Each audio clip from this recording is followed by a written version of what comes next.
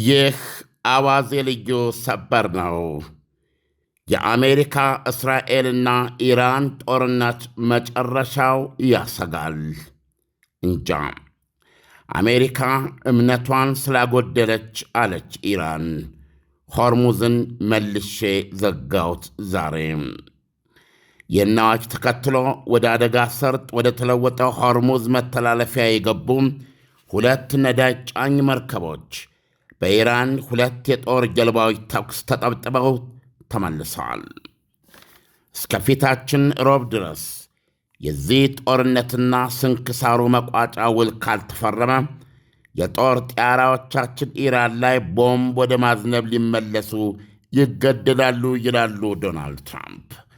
የፊታችን ማክሰኞ የሚጠናቀቀው የ15 ቀን ተኩስ አቁም የተወለደው ፕሬዚደንት ዶናልድ ትራምፕ ከሰይጣን መዝገበ ቃላት የተዋሱ በሚመስል ሐረግ አንድ ስልጣኔ ዛሬ ምሽት ይሞታል የሚል አስፈሪ ማስጠንቀቂያና ቀነገደብ ፍጻሜ ደርሶ ስለነበርና ፓኪስታን ጣልቃ ገብታ ሁለቱንም እሺ በማስባል ከአፋፉ ከመለሰች በኋላ ነበር።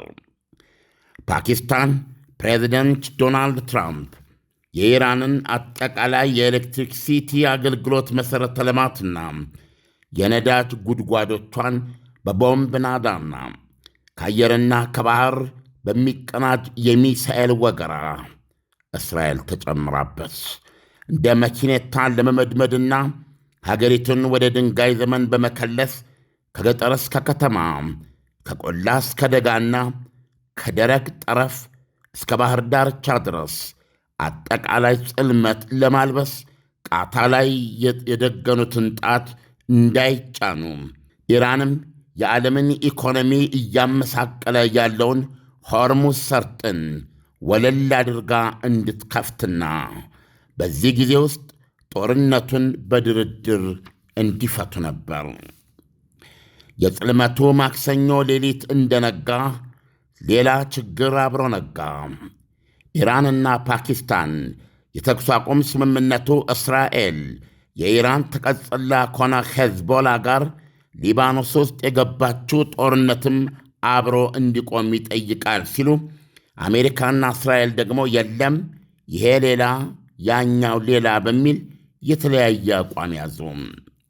ኢራንም ወለል አድርጌ ከፍተዋለሁ ስትል የማክሰኞ መቅሰፍት በበሯ ሳንቃ እንዲያልፍ ካደረገች በኋላ መከረኛውን የሆርሙዝ በር አንዴ ከፈት ሌላ ጊዜ ገርበብ ሲብስባትም ጥርቅም ስታደርግ በመቆየቷ የነዳጅና የተፈጥሮ ጋዝ ዋጋም እንደዚሁ እንደ እንጀራ እናት ኳስ ሽቅብ ሽቅብ እየነጠረ የዓለምን ኢኮኖሚ ጢባ ጥቤ ተጫወተበት።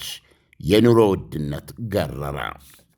በዚህ መካከል ፕሬዚደንት ዶናልድ ትራምፕ በኢራን ውሃ ዙሪያ ፍልሚያ ላይ ከነበሩት የውሃ መቺ ኃይሎቻቸው መካከል ቀንሰው የኢራን ወደቦችንና የባሕር ዳርቻ መውጫዎቿን የማይገባባቸውና የገቡም የማይወጡባቸው ቅርቃር አደረጉት። ከዚህ ጎን ለጎን ለኔቶ ጀርባ ሰጥተው የዘመቻቸው ዐይነተኛ ተጓዳኝ ያደረጓትን አይሁዳዊቷን እስራኤል ኢራን ደገፉን ሄዝቦላ ፍለጋ በሊባኖስ ላይ የከፈተችውን በላ አቁማ ከሊባኖስ ጋር የ10 ቀናት የተኩስ አቁም ስምምነት እንድትደርስ ስኬታማ በሆነ መንገድ አጋፈሩ።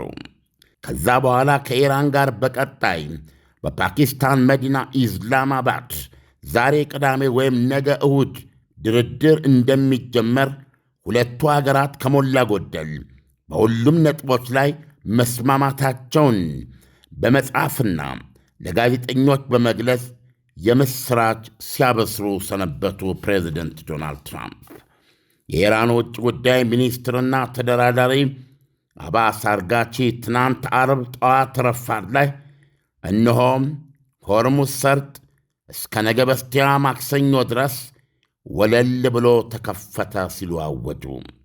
የነዳጅ ገበያውም የምሥራቹን ተቀብሎ ጣራ የነካ የበርሜል ነዳጅ ዋጋው 11 በመቶ ቀንሶ $90 በታች ወረደ።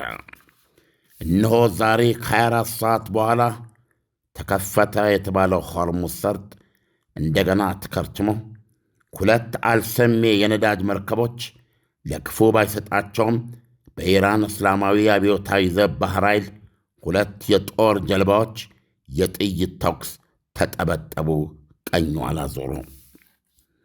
እጃችን አይጥመዘዝም አለው ትራምፕ በኢራን ድርጊት ክፉኛ በመበሳጨት። ኢራን ለዚህ እርምጃ የሰጠችው ምክንያት አሜሪካ የኢራንን ወደቦች መተላለፊያዎች በመዝጋት የኢራንን የንግድ ኢኮኖሚ መክታቷ ተኩስ አቁሙን ይጥሳል የሚል ነው። ትራምፕ በበኩላቸው የባሕር እገዳው እንደ ጸና ይቆያል ሲሉ ፈረጠመው። የኢራን እስላማዊ አብዮታዊ ዘብም እንደዚሁ ሆርሙዝ የሚከፈተው የአሜሪካ መርከቦች ከበባ ከኢራን ወደቦች ዙሪያ ሲነሳ ነው ሲል የፍልሚያ መስመር አሰመረ። ከዚህ የኢራን ወጃ በኋላ የፕሬዝደንት ትራምፕ አስተዳደር ቁልፍ ባለሥልጣኖች ወደ ዋይት ሃውስ በተናጠልና በመንጋ ሲገቡ ታይተዋል። ከእነሱም መካከል የአሜሪካው የጦር ሚኒስትር ፔት ሄግሴት ይገኙበታል። እንደዚሁም ምክትል ፕሬዚደንት ጄዲ ቫንስን ያጀበው ተሽከርካሪ ወደ ዋይት ሃውስ ቅጥር ሲገባና የአገሪቱ ቁጥር 1 ጄኔራል የኤታማዦር ሹሞች ሊቀመንበር ጄኔራል ዳን ቃየል በምዕራብ ክንፍ መግቢያ በር በኩል ሹልክ ብለው ሲወጡ ታይተዋል። የአሁኑ ይባስ እንዲሉ ፕሬዚደንት ዶናልድ ትራምፕ በኒውክሌሩ ጉዳይ ኢራን ከምንም አይነት የኒውክሌር እንቅስቃሴ ለመገታትና የኒውክሌር አመድ ብለው የጠሩትን 60 በመቶ የበለጸገ 460 ኪሎ ግራም ዩራኒየም ለአሜሪካ ልታስረክብ ተስማምታለች ሲሉ ዜና መስበራቸው አይዘነጋም። አሁን ግን ኢራን በምክትል ውጭ ጉዳይ ሚኒስትሯ አማካኝነት በሰጠችው መግለጫ ከቶምና መቼም እንደዚህ ተብሎ አያውቅም አለች። ኢራን የአቶሚክ ቦምብ ደረጃ ሊደርስ ትንሽ የቀረውን 460 ኪሎ ግራም 60 በመቶ የበለጸገ ዩራኒየም ለአሜሪካ አስረክባለሁ ብላ አስባም አቅዳም አታውቅም። ከቶም ለውይይትም አይቀርብም፣ የማይሆን ነው አለች። በፒያሳ መሬት አይሸጥም ዕድል እንጂ። አራዳ ፓርክ ፊት ለፊት በኮንዶሚኒየም ዋጋ የቤት ባለቤት የሚሆኑበት ብቸኛው አጋጣሚ። በመሃል ፒያሳ አራዳ ፓርክ ፊት ለፊትና ከፍሬንድሺፕ ፓርክ አጠገብ እያስገነባ ነው ባለው ሳይታችን ላይ አመቺ በሆነ አከፋፈል ማለትም 100% ለሚከፍሉ ደንበኞች 30% ቅናሽ። ባለ 1 መኝታ 6 ሚሊዮን የነበረውን በ4.2 ሚሊዮን ብር፣ ባለ 2 መኝታ 10 ሚሊዮን የነበረውን በ7 ሚሊዮን ብር፣ ባለ 3 መኝታ 16 ሚሊዮን የነበረውን በ11 ሚሊዮን ብር ያቀረብን ሲሆን ከ10% ቅድመ ክፍያ ጀምሮ ለምትከፍሉ ልዩ የክፍያ አማራጭና የባንክ ብድርን አመቻችተናል። አፓርትመንቶቻችን በቂ የሆነ ፓርኪንግ፣ የከርሰ ምድር ውሃ፣ የልጆች መጫወቻ ያካተቱ ናቸው። በተጨማሪም በመርካቶ ተክለ ሃይማኖት የንግድ ሱቆችን ከ2.2 ሚሊዮን ብር ጠቅላላ ክፍያ ጀምሮ ይዘን ቀርበናል። ልብ ይበሉ፣ የእኛ ልዩነት እኛ የምንሸጠው በኔት ኤሪያ ብቻ ነው። ለበለጠ መረጃ ከታች ባለው ስልክ ይደውሉ። ዳንኤል፣ አንዳንድ ኤክስፐርቶች ከወዲሁ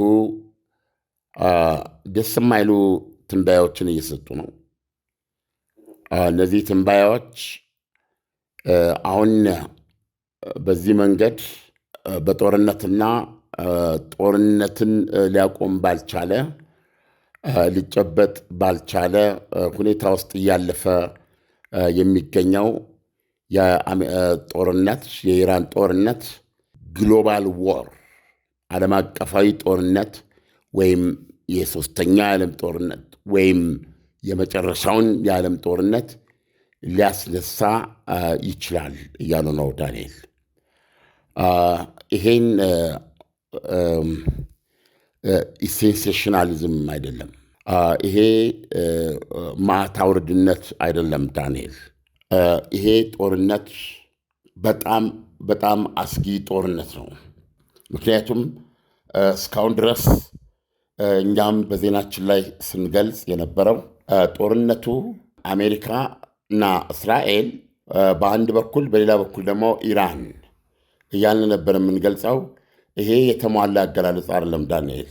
በሚታይም ሆነ በማይታይ መልኩ ከኢራን በስተጀርባ ራሽያና ቻይና በቅንጅት እንዳሉ ብዙ ማስረጃዎች እየወጡ እየታዩ ነው። ከአንተ ጥያቄ ተነስተን አንዳንዶቹ ልናይ እንሞክራለን። ለምሳሌ ያክል 460 ኪሎ ግራም 60 በመቶ የበለጸገው 90 በመቶ ቢሆን አቶሚክ ቦምብ ሆነ ማለት ነው። 11 የኒውክሌር ቦምቦች ለመስራት የሚያስችለው ይህንን የበለጸገ ዩራኒየም ዶናልድ ትራምፕ በተደጋጋሚ ነው ለአሜሪካ ልታስረክብ ተስማምተናል ብሎ ያሉት። ራሽያ እኔ እሱን ልረከባችሁ ዝግጁ ነኝ፣ በመካከላችሁ ላደራድራችሁ፣ ይሄ የበለጸገውንም ዩራኒየም ከኢራን እጅ ወጥቶ እኛ ጋር ባደራ እንዲቀመጥ ዝግጁ ነን በማለት በተደጋጋሚ ሐሳብ አቅርበው ፕሬዚደንት ዶናልድ ትራምፕ የማይሆን የማይታሰብ ማለት ራሽያን ኩም አድርገዋል። ይሄ የበለጸገ ዩራኒየም እኛ እጅ ነው መግባት ያለበት ብለዋል።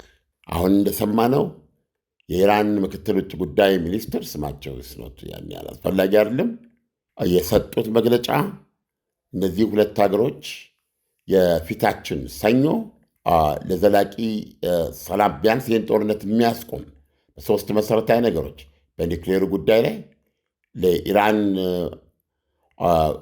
በሚለቀቅላት በማዕቀብ የታሰረ ገንዘብና የሆርሙዝ ሰርጥ ጉዳይ እነዚህን ሶስቱን ይፈታል። ይሄ በቂ ሆኖ ጦርነቱ በይፋ ይቆምና ቀሪው ጉዳያቸውን በዲፕሎማሲ መንገድ ብቻ እንዲጨርሱት ይሆናል የሚል ነው። አሁን እንደሰማኸው በኒውክሌሩ ጉዳይ ላይ አንደኛ ኢራን ከምንም አይነት የኒውክሌር እንቅስቃሴ የኒውክሌር ማብላያዎች አለመስራትን ያሉትንም ማውደምን ጨምሮ የሴንትሪፊውጅን ብንለው ነው እንደገና እንደ ተቋም የተደበደቡትን መልሰው እንዳያንሰራሩ ያልተደበደቡምና በድብቅ ያሉ ካሉ እንዲፈራረስ የሚጠይቅ ስምምነት በተመለከተ ዶናልድ ትራምፕ ምክትል ፕሬዚደንታቸው በመጀመሪያው የኢስላማባድ ውይይት ላይ ሄደው እንደ ኮምፕሮማይዝ ለ20 ዓመት ያክል ኒውክሌር ያለማበልጸግ አቋም ውሳኔ ውሰዱ። ይሄ ክትትል ይደረጋል። ማረጋገጫ አለው። የራሱ ሂደቶች አሉት። ዓለም አቀፍ ድርጅቶችም አሉ። እኛም ስምምነቱን እንፈራረማል ማለት ነው። ዋነኛው በመካከል ያለው የኒውክሌር ጉዳይ በዚህ ይቋጫል የሚል ነበር። ኢራኖች ለ20 ዓመት እጃችንን አጣምራ አንቀመጥም፣ 5 ዓመት ግን ምንም አይነት ማበልጸግ ሳናደርግ ልንቆይ እንችላለን በሚል አቀረቡ። በዚህ ሳይስማሙ ቀርተው ፈረሰ፣ ተበተነ። አሁን ፓኪስታን ውስጥ ለውስጥ እያነጋገረች ብሬክስሩ ተገኘ የተባለ ትልቅ ይህን ችግር የሚፈታ በመፍትሄ ተገኘ። በሁለቱ ወገኖች መካከል መስማማት ተገኘ። ብዙዎቻችን ያሰብነው አሜሪካ 20 ዓመት ኢራን 5 ዓመት ትላለች። ፕሮባብሊ 15 ዓመት የሚለው ላይ ተስማምቶ ሊሆን ይችላል፣ ወይም 10 ዓመት በ19 ዓመትም ተስማምቶ ሊሆን ይችላል የሚል ነበረ። ዶናልድ ትራምፕ መጡና ሊሚትም የለውም በአጠቃላይ ኒውክሌር የሚባል ማንኛውም የኒውክሌር እንቅስቃሴ ለማቆም ነው የተስማማችው፣ በሁሉ ነገር ተስማምታለች ሲሉ መግለጫ ሰጡ። አሁን የኢራን ምክትል ውጭ ጉዳይ ሚኒስትር የተናገሩት ይሄ 460 ኪሎ ግራም 60 በመቶ የበለጸገ ዩራኒየም ኢራን ለአሜሪካ ታስረክባለች ማለት እና በዚህ ጉዳይ ላይ ድርድር እናድርግ ማለት ኢትዝ ነን ስታርተር ነው ያሉት። ይሄን መሰረት አድርጎ የሚደረግ ድርድር አይኖርም። አናዳምጥም፣ ልናዳምጥም አንችልም። እንኳን እንደዚህ ብለን ለእናንተ እንሰጣለን ብለን ካፋችን ቃል ሊወጣ ቀርቶ ለድርድር እንኳን አናቀርበውም ብለዋል። ሰው ኢራኖች ያቀረቡት መፍትሄ ምንድን ነው? ይሄን አሳልፈን አንሰጥም፣ ነገር ግን ፒውሪቲውን ለጦር መሳሪያ ደረጃ እንዲበቃ ነው የጠመቃ የኬሚካል ጉዳይ ነው። ያንን መልሰን በመከለስ በማደፍረስ 60 በመቶ የነበረ ጥራቱን ወደ ዘቀጠ 3% ጥራት ወዳለው በምንም መንገድ ለወታደራዊ አገልግሎት ሊታስብም የማይችል 3 በመቶ ደረጃ ጭምር ልናወርደው ወደ አተላነት ልንቀይረው ግን እንችላለን በመስማማት እንጂ ይህንን አሳልፈን ለአሜሪካ አንሰጥም የሚለው አቋማቸውን ደግመውታል። ስለዚህ የፊታችን ሰኞ ለድርድር ሲሄዱ እንደዚህ አይነት ሊታረቁበት የማይችሉትን ነጥብ ይዘው ነው ማለት ነው። አሁን ድጋሚ የሚፋረሱ ከሆነ ቀነ ገደቡም ማክሰኞ ዕለት ነው የሚያልቀው።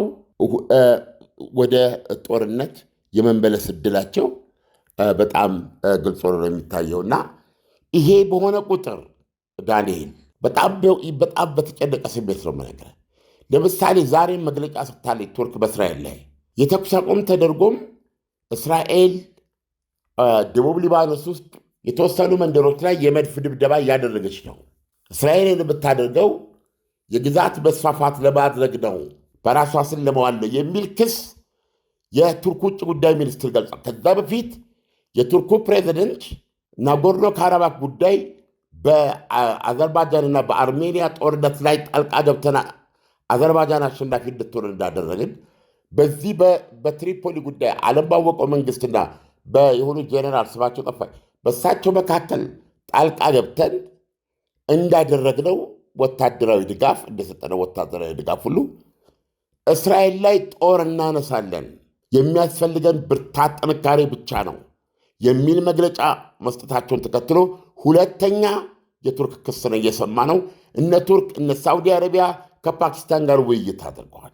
ቻይና የአውሮፕላን መከላከያ ወይም ደግሞ ጸረ ሚሳይል ወደ ኢራን ለመላክ በመጫን ላይ ወይም በዝግጅት ላይ ወይም በሂደት ላይ እያለ በተገኘ የመረጃ ላይ ተመስርቶ በሲኤንኤን ላይ የተዘገበና ኋላም ፕሬዚደንት ዶናልድ ትራምፕ በቀጥታ ለራሷ ለቻይና አንዳች ድርጊት አድርጋለች እንዳታስቢ 50 በመቶ የንግድ ታሪፍ እንጥላለን የሚል ማስጠንቀቂያ ሰጥተዋል።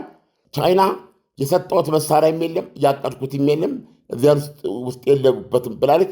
ነገር ግን የምናነባቸው ዘገባዎች ራሽያ የሳተላይት መረጃ በመስጠት የአሜሪካ መርከቦችን እንቅስቃሴ፣ ኃይሎችን እንቅስቃሴ፣ የወታደራዊ ኢንስቶሌሽን ተቋማትን እንዲሁም የተለያዩ ወታደራዊ እሴቶች በሰላጡ አገሮች ያሉበትን በባህር ላይ ያሉበትን የሚሰጡ የሳተላይት መረጃዎችን በመስጠት ኢራኖች ከፍተኛ ጉዳት እንዲያደርሱ የመዋጋት አቅም እንዲኖራቸው አስችለዋል ተብለው እስካሁን ድረስ ቭላዲሚር ፑቲን ነበር ጥያቄ።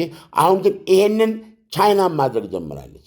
የቻይና ሳተላይቶች መረጃ ለኢራን እየሰጡ ነው የሚል ነው። ስለዚህ በውሳኔ አሰጣጡም ላይ ከኢራን አቋም በስተጀርባ ኢራን በማንኛውም መንገድ ከሁለቱ አገሮች ጋር ሳትማከር የምትሰጠው ምላሽ የለም። አንድ ዜና ልጨምርልህ። ይሄ ሁኔታ በጣም ምን ያህል አደገኛ ነው። ለምሳሌ በኢራን በኩል የምታየው አቋም እና በራስ መተማመን የዚህ ነጸብራቅ ነው። ለምሳሌ የፓርላማው አፈ ጉባኤ ወይም ዲፋክቶ የኢራን መሪ ትላቸው ትችላለህ በአሁኑ ሰዓት። ምክንያቱም ከዚህ በፊት ከእስላማዊ ዘቡ ጋር ቀጥተኛ የስራ ግንኙነትን የዛ አካል የነበሩ ሰው ናቸው። አሁን የፓርላማው ጉባኤ ናቸው። ድምፃቸው የሚሰማ ቁጥር አንድ ሰው ሆነዋል። እኚህ ሰው አሁን በዛሬው ዕለት ያሉትን ነው። ምንድን ያሉት? በመጀመሪያው የኢስላማባድ ስብሰባችን ላይ ድርድራችን ላይ የአሜሪካ ፈንጂ ጠራጊ መርከቦች በሆርሙዝ ሰርጥ ኢራን ያጠመደቻቸውን ፈንጆች ይጠርጉ ነበር ወይም ለመጥረግ ወደ ሰርጡ እየገቡ ነበር። ይህንን በሰማን ጊዜ እዛው የድርድር ቦታ ላይ እሳቸው የሚሉትን ነው ቃል በቃል አሁን ላይቭ ነው እያየውን ብነግረው in Islamabad I told the American delegation that if their minesweepers moves even a little farther from its position we will definitely shoot it. They asked for 15 minutes to give the order to turn back and they did, he said. The Americans have been declaring a blockade for several days now. This is a clumsy and ignorant decision. ምንድን ያሉት? ለዛ በድርድር ላይ ሳለን የአሜሪካ ፈንጂ ጠራጊ መርከቦችን አሁን ካሉበት ትንሽ እንኳ ወደፊት ጠጋ ቢሉ ያለ ጥርጥር እንተኩስባቸዋለን አልናቸው። በዚህን ጊዜ ቆይ 15 ደቂቃ ስጡንና እንዲመለሱ እንንገራቸዋሉን። ሰጠናቸው። እነዚህ ፈንጂ ጠራጊዎቹ እንዲመለሱ ተደረገ። ቀጥሎ ምንድን ያሉት? አሜሪካን አያሌ ቀናት ያስቆጠረ የወደብ ያልኩህ የባህር እገዳ ጥላብናለች። ይሄ ማይረባና ደንቆሮ ውሳኔ ነው ሲሉ ነው የገለጹት። እና በውስጡ በዚህ መግለጫ ውስጥ ያለ ጥርጥር ይሄ የቋሊባፍ መግለጫ ነው። የልኡካን ቡድኑ መሪ ናቸው። በአሁኑ ሰዓት የኢራን ከሳቸው በላይ ስልጣን ያለው ሰው የለም። ተዋጊነትና ተፋላሚነት የምታየው አየህ። ስለዚህ ኢራኖች እሳት ይዘው ነው ወደ ሁለተኛው ስብሰባ ኢስላማባድ ሰኞ የሚሄዱ ከሆነ ማለት ነው። እሱ ብቻ አይደለም። በኢራን በኩል አሁን እየሰማን ያለ ነው ፕሮባብሊ እንደውም የልኡካን ይሄ ተገናኝቶ ድርድሩን ከማድረጋችን በፊት መጀመሪያ የድርድሩ ማዕቀፍ እንዲወጣና እንዲወጣ ነው አሁን ጥያቄ የምናቀርበው ነው የሚለው። ድርድር መኖር ቆሞ ማዕቀፍ ማለት የምንደራደርባቸው ነጥቦች፣ ለምሳሌ ኢራኖች እንደሚሉት በሚሳኤል ጉዳይና በተጋትሮ ተራዳ ጉዳይ አንደራደርም፣ ለድርድር አይቀርብም የሚለው አቋማቸው በፊት ነበር። ስለዚህ አሁን ምን እያሉ ነው? ያን ሁለቱ ጉዳይ እንኳ ሳይነሳ ይሄ የበለጸገ ዩራኒየም ራሱ ድርድር ውስጥ መግባት የለበትም። ኢራን ለአሜሪካ የምትሰጠው የበለጸገ ዩራኒየም አይኖርም። በዚህ ጉዳይ ወደኋላ አንልም ያሉት። እሱ ብቻ አይደለም ያሉት፣ በኒውክሌሩ ጉዳይ ስንደራደር የኢኮኖሚ ማዕቀቡ እንዲነሳልን ነው። የኢኮኖሚ ማዕቀቡ እንዲነሳልን ነው። የታሰረው የኢራን በማዕቀብ የታሰረው የኢራን ገንዘብ እንዳለ እንዲመለስልን ነው የሚሉ ሰፊ ጥያቄዎች እንዳሏቸው፣ እነዚህንም ጥያቄዎች ለማቅረብ በቀጥታ ከአሜሪካ ጋር ከመደራደር ይልቅ አንደራደርም፣ እንዲያውም መጀመሪያ የምንደራደርበት ማዕቀፍ መውጣት አለበት፣ የማንደራደርበትን ጉዳይ አንደራደርም የሚል አቋም እንዳላቸው እየገለጹ ነው። ስለዚህ ራሱ ሰኞ ዕለት ይደረጋል ተብሎ የሚጠበቀው የኢራንና የአሜሪካ ድርድር በቋፍ ላይ ያለ እርግጠኛ ሆኖ መናገር የማይቻል ነው። አሜሪካ ኮንፈርም አላደረገችም ሰኞ። አዎ ወደዛ የሚሄድ የልኡካን ቡድን ውጭ ጉዳይ ሚኒስትሩን ጨምሮ ማነው ምክትል ፕሬዚደንቱን፣ ውጭ ጉዳይ ሚኒስትር ማናቸው ውጭ ጉዳይ ሚኒስትሩን፣ እንደዚህም የተለመዱት ሁለቱ ጃሬድ ኩሽነር እና ስቲቭ ዊትኮፍ አሉ። አሁን ሩቢዮ ውጭ ጉዳይ ሚኒስትሩ እንዲጨመሩ ኦልሞስት አሜሪካ 4 እንዲህ አይነት ልኡካን ነው የምትልከው በቅዷ እና ፕሬዚደንት ዶናልድ ትራምፕ የመጨረሻ ውል ተደርጎ እዛ ሄጄ ለመፈረም ዝግጁ ነኝ፣ እስከ ሮብ ነው ቀነ ገደብ የሚሰጠው ብሎ ሌላ አዲስ ቀነ ገደብ አስቀምጠዋል። ከሮብ በፊት ኢራንና በአሜሪካ መካከል ይህን ጦርነት የሚያስቆም ስምምነት መፈረም አለበት ባይ ዌንስዴይ የሚል ነው። ዳንኤል ዓለም የሰላም ድርድሩ ወሳኝ ምዕራፍ ላይ እየተቃረበ ባለበት ወቅት የሆርሙዝ ሰርጥ በድጋሚ መዘጋቱ በቀጣይ አሜሪካን ምን አይነት እርምጃዎችን ልትወስድ ትችላለች የሚለውን ብትነግረን። አሜሪካ ከወዲሁ እያሰበችና ምናልባትም ጀምሮት ሊሆን ይችላል። ምንድን ነው የሚሉት? አሁን የኢራን ወደቦችና የውሃ ዳርቻ ብቻ አይደለም አሁን ያለው እገዳ ውስጥ ያለው እሱ ነው። ወደ 19 መርከቦች መልሰናል ብለዋል። በነገራችን ላይ ከሁለቱም አቅጣጫ ወደ ወደብ የመጡትንም እንደዚሁ ከወደብ ወደ የሚሄዱበት የመጡትንም እንደዚሁ ወደ ወደብ መልሰናቸው ብለዋል። ትልቅ ነገር ነው። ሌላው በመላው በተለይ እንግዲህ ወደ 1/3 ነዳጁን ጭነው የሚሄዱት ወደ ቻይና ነው ወደ መሳሰሉት። ስለዚህ እንደዚህ ሻዶ የሚባሉ የኢኮኖሚ ማዕቀብ ሰባሪ መርከቦች የነዚህ ሀገሮች የነ ቬንዙዌላ የነ ራሽያና የነ ኢራን በዓለም የውሃ ግዛቶች ውስጥ ሲንከራተቱ ነው የሚውሉት። ነዳጅ እንደዛ ነው የሚሸጡት። የነዳጅ ሱቅ በደረቴዎች ናቸው። በተለያየ ሀገር ስም በውሸት ስም ይንቀሳቀሱና ድንገት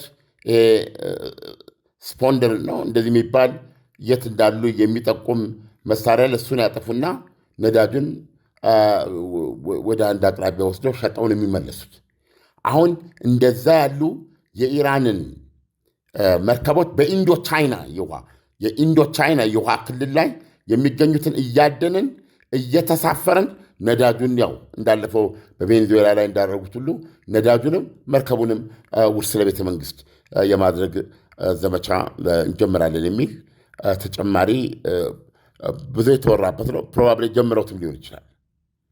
ስለዚህ ነገሮች እየባሱ ሁለቱ ሀገሮች ያደረጉት ጦርነት እንግዲህ ድርድር መፍትሄ ያመጣል፣ ጦርነትም መፍትሄ ያመጣል። ጦርነት መፍትሄ የሚያመጣው አሸናፊና ተሸናፊ ሲሆን ነው።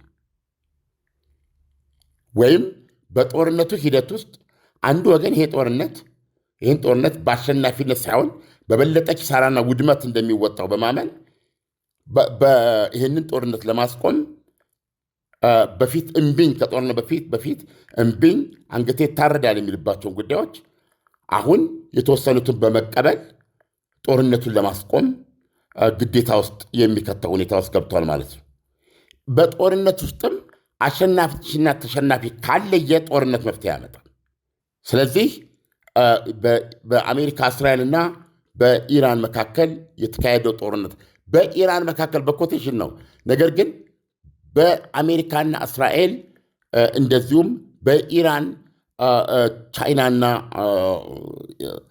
ራሽያ መካከል እየተካሄደ ያለው ጦርነት ብሎ መግለጹ አይ ቲንክ የተሟላ ፒክቸር ይሰጣል። ስለዚህ በጦርነቱ በበቂ የመሸናነፍ ሁኔታ አልተፈጠረም። ተመልሰን ወደ ጦርነቱ ልንገባ እንደምንችል ሁኔታዎች ሁሉ ያመላክታሉ። ዳኒ በፒያሳ መሬት አይሸጥም እድል እንጂ አራዳ ፓርክ ፊት ለፊት በኮንዶሚኒየም ዋጋ የቤት ባለቤት የሚሆኑበት ብቸኛው አጋጣሚ በመሃል ፒያሳ አራዳ ፓርክ ፊት ለፊትና ከፍሬንድሺፕ ፓርክ አጠገብ እያስገነባ ነው ባለው ሳይታችን ላይ አመቺ በሆነ አከፋፈል ማለትም 100% ለሚከፍሉ ደንበኞች 30% ቅናሽ ባለ 1 መኝታ 6 ሚሊዮን የነበረውን በ4.2 ሚሊዮን ብር፣ ባለ 2 መኝታ 10 ሚሊዮን የነበረውን በ7 ሚሊዮን ብር፣ ባለ 3 መኝታ 16 ሚሊዮን የነበረውን በ11 ሚሊዮን ብር ያቀረብን ሲሆን ከ10% ቅድመ ክፍያ ጀምሮ ለምትከፍሉ ልዩ የክፍያ አማራጭና የባንክ ብድርን አመቻችተናል። አፓርትመንቶቻችን በቂ የሆነ ፓርኪንግ፣ የከርሰ ምድር ውሃ፣ የልጆች መጫወቻ ያካተቱ ናቸው። በተጨማሪም በመርካቶ ተክለ ሃይማኖት የንግድ ሱቆችን ከ2.2 ሚሊዮን ብር ጠቅላላ ክፍያ ጀምሮ ይዘን ቀርበናል። ልብ ይበሉ፣ የኛ ልዩነት እኛ የምንሸጠው በኔት ኤሪያ ብቻ ነው። ለበለጠ መረጃ ከታች ባለው ስልክ ይደውሉ። ዓለም ኢራኖች እንደሚሉት አሜሪካን ተደጋጋሚ የእምነት ጥሰቶችን የምትፈጽም ከሆነ በቀጣይ ስለሚደረገው የሰላም ድርድር ኢራን ምን አይነት መተማመኛ ሊኖራት ይችላል የሚለውን ብትነግረን። የመተማመኛ ጉዳይ አይደለም ዳንኤል፣ ሁለቱም ጋር እንፋሎቱ አለ።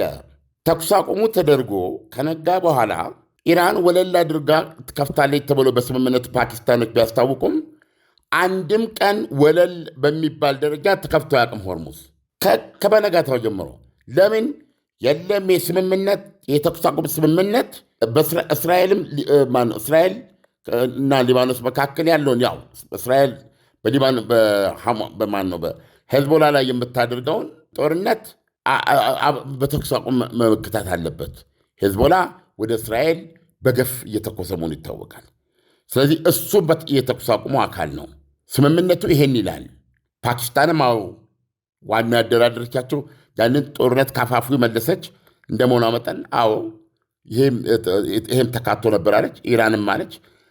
እስራኤልና አሜሪካ ግን ነው ይሄን አያከትም፣ ይሄን አልተነጋገርንም፣ እየተነጋገርነው በእኛና በእነሱ መሃል ነው በሚለው ምክንያት የተነሳ በሩ እንደታሰበው ሳይከፈት ነው የዘለቅነው። መተማመን የሚለው ነገር የመተማመን አሁን ይሄ በሚሆንበት ጊዜ ዶናልድ ትራምፕ የሆርሙዝ ሰርጥን እየከፈቱ አይደለም።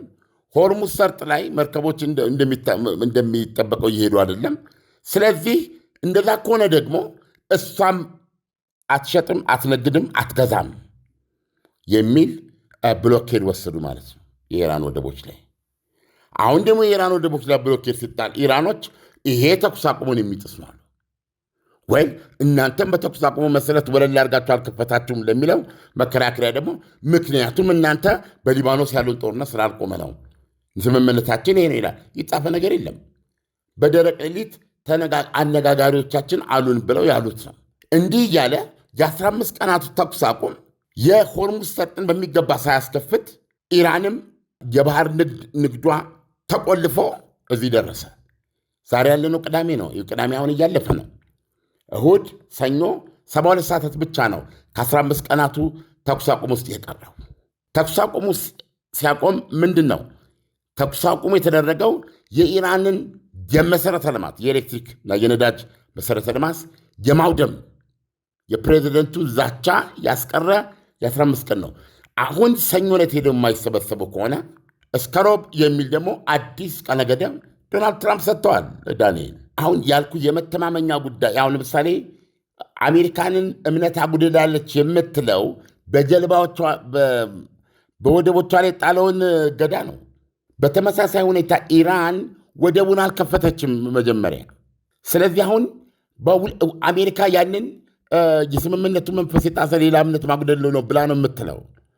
እኛ በመሃል አልነበርንም፣ እነሱ ከሚሉት ውጭ መናገር አንችልም። ስለዚህ ያላቸው እሳት በውስጣቸዋል። አሁን ይህንን ጦርነት አሸንፈናል፣ እኛ የተሻለ ተርም ማግኘት አለብን የሚል ነገር ሁለቱም ጋር እኩል ነው ያለው። ስለዚህ ነው ኢራን የተሻለ ሁኔታ የሚለውን ጥያቄ ለመፍታት አስቸጋሪ የሚሆነው እና ይሄን ማድረግ የሚችለው ድርድሩ ራሱ በቋፍ ላይ ነው ያለው እና በዚህ መካከል አሁን እንግዲህ ሰምተናል። በኢራን በኒውክሌር ጉዳይ ላይ ሁሉ ነገር አልቋል፣ ኦልሞስት ስምምነት የምንፈራረምበት ነው ካሉ በኋላ እርሶ እጅ የሚገባ የበለጸገ ዩራኒየም ከኢራን አይሰጥም ብለናል ብቻ ሳይሆን አላልንም ማለት ብቻ ሳይሆን ከቶም እንደ ሀሳብም ልናስተናግደው የማንችለው ነው የሚለው ትልቅ እንቅፋት ነው። ስለዚህ ሁለቱ ወገኖች እንደዚህ ሲመላለሱ ለቀጣዩ ጦርነት ተዘጋጅተናል ነው። ቅድም ሳነብል ቋሊባፍ ምንድን ያሉት ሌላ መሰለም አልጀዚራ ላይ ነው እያየው የምነግረን ዘ ስትሬት ኦፍ ሆርሙዝ ኢዝ አንደር ዘ ኮንትሮል ኦፍ ዘ ኢስላሚክ ሪፐብሊክ የሆርሙዝ ሰርጥ በእስላማዊቷ ሪፐብሊክ ቁጥጥር ስር ነው ያለው። ይሄ መታወቅ አለበት ብለዋል። ቀጥለው ቅድም እንዳልኩ እዛ በነበሩበት ጊዜ የአሜሪካ ፈንጂ ጠራጊዎችን በተመለከተ ያለ መድገም ፈልጌ አይደለም፣ ግን እሳቸው የገለጹበትን መንገድ ነው ልነግር የምፈልገው። ቢሃይንድ ያለውን ሳይኮሎጂ እንድታየው ነው። ምን ያህል he added both sides were heading towards renewed confrontation አሉ but the enemy retreated ይለዋል። የአሜሪካ ፈንጂ ጠራጊዎች በሆርሙዝ ሰርጥ ውስጥ ፈንጂ መጥረግ እንቅስቃሴ ለመጀመር ሊንቀሳቀሱ ሲሉ ይሄ እንቅስቃሴ እዛው ስብሰባው ላይ አቋርጠን ተኩስ ማቆሙን የሚጥስ ነው፣ ስለዚህ እንተኩስበታለን ብለን ስንላቸው አሜሪካኖችን 15 ደቂቃ ስጡን ብለው ትእዛዙን አድርገው ከዛ እንዲመለሱ አደረጉ አሉና እንጂ ይህ ባይሆን ኖሮ we were heading towards renewed confrontation ወደ ጦርነቱ እንደገና ልንመለስ ነበር አሉ። but the enemy retreated ጠላት ግን አፈገፈገ።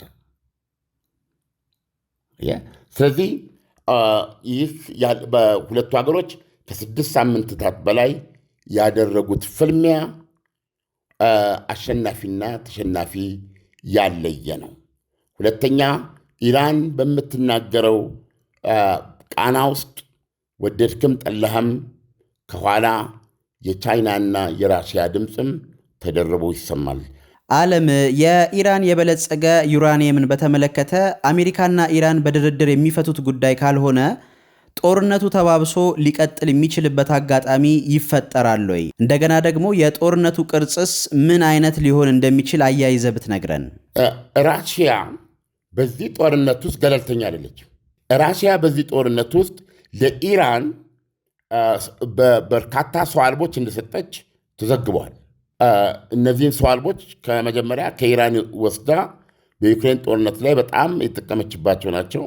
ከዛ በኋላ የቴክኖሎጂ መሻሻሎች አድርጋ ጂፒኤስ ገጥማ ኢላማቸውን የሚመቱ ፕሪሲሽን ቦምብ አድርጋቸዋለች። ኢላማቸውን የሚመቱ እንዲሆኑ አድርጋቸዋለች። የሳተላይት ግንኙነት የሚያደርጉ አድርጋቸዋለች። በዚህ መንገድ ወደ ከባድ መሳሪያነት የለወጠቻቸውን ሰው አልቦች ለኢራን መልሳ እርዳታ ሰጥታለች ነው አንዱ። ይህ በዚህ እንዳለ ደግሞ ለኢራኖች የሳተላይት መረጃ በመስጠት ልክ በዩክሬን ጦርነት ላይ እነ እንግሊዝና ፈረንሳይ የሰጡት ከአየር ላይ የሚተኮስ ሚሳይል አሏቸው። እንደዚሁም የአሜሪካ ሃይማርስ የሚባለው መሳሪያ ከዛም አልፎ አታካም 300 ኪሎ ሜትር የሚመታ ነው። እነዚህን ለማስተኮስ የሳተላይት ግንኙነት ያስፈልጋል። በተለይ አታካምን እነዚህ የሳተላይት ግንኙነቶችና ከዚህ ጋር ያሉ የውጊያ ደረጃዎችን ዩክሬን የላትም። ይሄንን የአሜሪካ ኤክስፐርቶች የአሜሪካ የሳተላይት የተለያየ ሎጂስቲካሊ የእነዚህ ሀገሮች ቀጥተኛ አስተኳሽ በመሆን የሚሰሩት ነው በማለት ራሽያ ስትናገር ነው የቆየችው አይደለም። አሁን ኢራኖች የሚያደርጉት ኢላማ መረጣና ይሄ አሁን የሚያደርጉት ጥቃት በሰላጤውን ሀገሮች በሙሉ ታጋች ያደረጉበት ብቃታቸው ከእንዲህ አይነቱ የቻይናና የራሽያ እገዛ ጋር እየተቆራኘ ሆኖ ነው እየተነገረ ያለው። ስለዚህ አሁን ራሽያ ኒውትራል አይደለችም። ስለዚህ አሁን ችግራችሁን ለመፍታት እኔ ላደራድራችሁ ይሄንን 460 ኪሎ ግራም የሚመዘን 60 በመቶ የበለጸገ ዩራኒየም እኔ ከኢራን እጅ ወጥቶ እኔ ጋር ይቀመጥ ብላ ስትል ቤዚካሊ ኢራን ብትስማማ እንኳ አሜሪካ ለራሽያ ልትሰጥ የምትችልበት አሁን የምናየው የየትኛው ፓተርን ነው? ይሄ ጦርነት የዩክሬን ጦርነት ውላጅ ነው። የጋዛው ጦርነት ይሄ ራሱ የዚህ የኒውክሌር ጦርነት አካል ነው። የምንመለከተው አክሲስ ነው። ይህም ራሽያ፣ ቻይና ይሄ ምንድን ነው የሚባለው መልቲፖላር የሚባሉ ግንባር ቀደም ኃይሎች ማለት ነው። ራሽያ፣ ቻይና እና ኢራን ቢያንስ የነዚህ ይሄ ትራያንግል ግንኙነት መሰረታዊ ነው። በአሜሪካ በኩል ሆኖ ደግሞ ሰሜን ኮሪያ አለች። ምናልባት ቻይናዎች የተወሰነ ሪዘርቬሽን ሊኖራቸው ይችላል። እነዚህ ሶስቱ ግን በዋነኛነት በዚህ ጦርነት ላይ ኔቶ እንደ ግሩፕ እነዚህ ጃፓን፣ ደቡብ ኮሪያን ጨምረ እዛ አውስትራሊያ በዛ በኩል ይሄን እንዳለ ይዘ የምዕራቡን ዓለም በህግ ላይ የተመሰረተ የሚለውን አቋም የሚያራምድ ክፍል ነው። አፍሪካ ገለልተኛ ነች። አውሮፓ በአጠቃላይ ኔቶ፣ አሜሪካ፣ ካናዳ አንድ ላይ ነበሩ። አሁን ከዶናልድ ትራምፕ በኋላ ብዙ ነገር ብትንትኑ ወጥቷል። ኔቶ ቅጣምባሩ ወጥቷል። ይሄ የምዕራቡ በህግ ላይ የተመሰረተ የምትለው አሁን ለጊዜው የሚነሳ አይደለም። ምክንያቱም ዶናልድ ትራምፕ አይስላንድ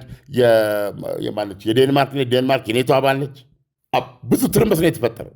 በዚህ መካከል ይሄንን ምዕራብ በህግ ላይ የተመሰረተ የሚባለውን የምዕራብ አጠቃላይ የነበረውን ስርዓት ከማፍረክረክ አኳያ ወይም ደግሞ ከማዳከም አኳያ ኢንክሉዲንግ ዶላርን ጨምሮ ማለት ነው ከማዳከም አኳያ የቆሙት ኃይሎች አሁን በኢራን ላይ በሚደረገው ጥቃት ከጀርባ ተሰልፈው ነው የሚታዩት።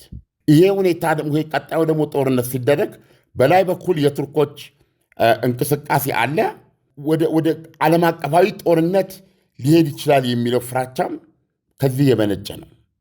ስለዚህ ራሽያ ገለልተኛ ስላልሆነች ዶናልድ ትራምፕ ወይም አሜሪካ ጨርሶ ይሄ የተባለው ዩራኒየም በገላጋይነት ወደ ራሽያ አይሄድም ብለዋል። በፊት ግን በኦባማ ዘመን የኒውክሌር ጉዳዩን በተመለከተ የወጣው ሜካኒዝም ውስጥ ግን በነበረው መንፈስ ቢሆን ኖሮ ሁኔታዎች በዛ ቢሆን ኖሮ እንደተባለው ወደ ራሽያ ተላልፎ መሰጠቱ ትልቅ የችግር ፈቺ ተደርጎ ይወሰድ ነበር። ያኔ በዛ ደረጃ ነበረ ሲወራበት የቆየው። አሁን ግን ለራሽያ መስጠት ማለት በእጃዙር ለኢራን መልሶ መስጠት የሚሆነው እና ለአሜሪካ አንሰጥም ማለታቸውን ተከትሎ ፍጥጫውን የጋለና የጦዘ የሚያደርገውም ለዚህ ነው እና ከዚህ ቀጥሎ ያለውን ሁኔታ ጠብቆ ማየቱ አስፈላጊ የሚሆኑ ለዚህ ነው። ዳንኤል ዓለም ለሰጠህን ትንታኔ በጣም አመሰግናለሁ። ውድ አድማጭ ተመልካቾቻችን አዋዜ ልዩን ላይክ፣ ሼር እንዲሁም ሰብስክራይብ አድርጉ። በተጨማሪም በሱፐር ታንክ ስም ልታበረታቱን ትችላላችሁ። ዓለም መልካም አዳር ይሁንልህ። መልካም አዳር ዳንኤል።